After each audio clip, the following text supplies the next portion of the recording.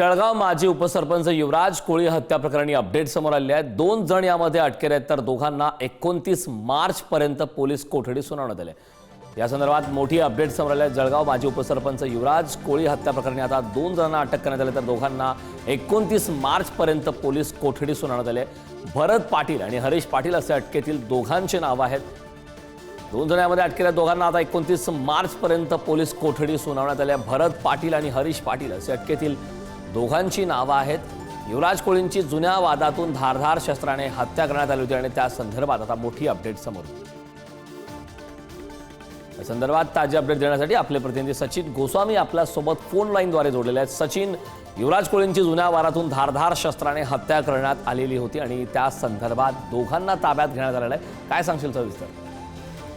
निश्चितच, कारण आपण जर बघितलं तर जळगाव तालुक्यातील कानसवाडा ह्या गावामध्ये अत्यंत धक्कादायक असा प्रकार घडला होता। शेळगाव कानसवाडा ही ग्रुप ग्रामपंचायतीचे जे माजी सरपंच आहेत त्यांच्या गावातीलच 3 जणांनी खून केल्याचा धक्कादायक प्रकार समोर आला होता। या संदर्भात पोलिसांनी तात्काळ आरोपींना अटक करण्यासाठी पथक तयार करून त्यांच्या मागावर पाठवले होते। यात जर आपण बघितलं तर 2 आरोपींना पोलिसांनी अटक केलेली आहे। भरत पाटील आणि हरीश पाटील असं ते दोघांचं नाव आहे आणि त्यांचे जे वडील आहेत देवा पाटील हे अद्यापही फरार आहेत। पोलीस त्यांच्या मागावर असून त्यांना देखील अटक करण्याचे प्रयत्न सध्या सुरू असल्याचं आपल्याला पाहायला मिळत आहे। पोलिसांनी या दोघा आरोपींना न्यायालयात हजर केला असता त्यांना 29 मार्च पर्यंत पोलीस कोठडी सुनावण्यात आलेली आहे। आणि ह्या प्रकरणात आपण जर बघितलं तर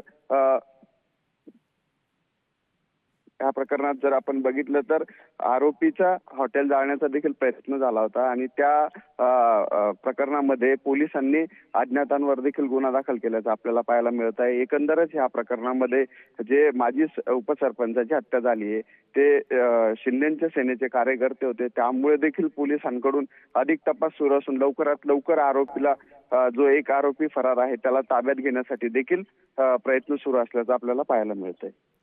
नक्कीच सचिन, खरं तर जुन्या वादातून हत्या झाल्याची प्राथमिक माहिती आपल्याकडे आली होती आणि त्या पद्धतीने नेमका हा वाद नेमका कोणता होता त्याबाबतची अधिकृत माहिती आरोपींच्या माध्यमातून काही देण्यात आले का? निश्चितच आपण जर बघितलं तर हा जो वाद आहे याला म्हणजे काही वर्षांपूर्वीच देखील पार्श्वभूमी आपल्याला पाहायला मिळते आहे। कोरोना काळामध्ये सर्व काही लॉकडाऊन मध्ये बंद असताना आरोपीचं जे धाबा होता तो सुरू राहत होता, त्यावेळी निर्बंध होते, मात्र सुरू राहत असल्यामुळे तत्कालीन माजी उपसरपंच युवराज कोळी यांनी अनेकदा त्यांना समज घातली होती की कोरोना काळामध्ये तुम्ही तुमचा जो ढाबा आहे हा सुरू ठेवू नका, आणि त्यावरूनच त्यांच्यात वाद झाले होते। हे कायम त्यांच्यात ते वाद झाल्यानंतर त्यानंतर त्यांच्यात एक पूर्ववैमनस्य आपल्याला पाहायला मिळालं होतं। आता 31 डिसेंबरला देखील 31 डिसेंबर च्या पार्टीच्या दिवशी देखील त्यांच्या धाब्यावर पार्टी होती आणि त्या पार्टीत देखील त्यांचे वाद झाल्याचं आपल्याला पाहायला मिळालं होतं।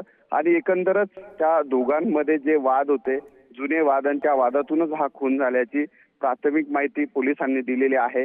अद्यापही या गुन्ह्यातील एक जो आरोपी आहे तो फरार आहे।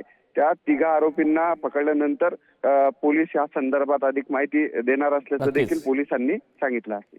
नक्कीच सचिन, खूप खूप धन्यवाद या महत्त्वपूर्ण अशा माहितीसाठी। त्याच्यामध्ये निष्पन्न झालेलं आहे 3 लोकांनी त्यांचे मर्डर केलेलं आहे।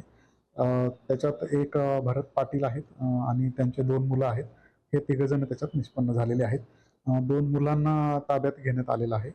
जे वडील आहेत त्यांचा आता शोध सुरू आहे, त्यांच्यावर पण कारवाई करत आहोत ताब्यात।